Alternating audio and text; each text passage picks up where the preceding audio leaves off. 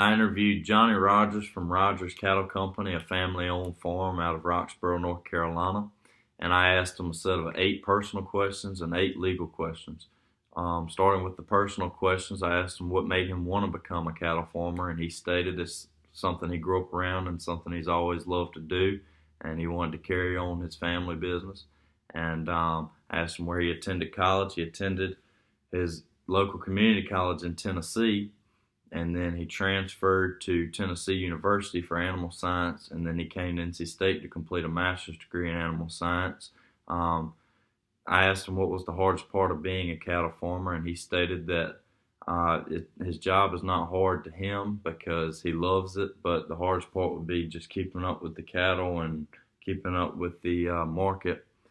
And I asked him what was the toughest part of starting a cattle farm, and he said money, land, and equipment.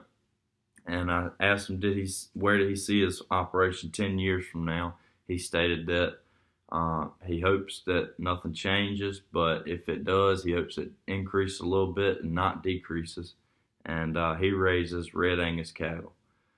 In legal questions, I asked him had he run into any legal issues, and he stated no, that has not been an issue. And I asked him, has he ever worked with an attorney? He said he does have an attorney, but he hasn't had to use it for anything other than just leasing land. And I asked him had he ever had a problem with any trespassers, and he stated he did with hunters, but it hasn't become a real big issue yet.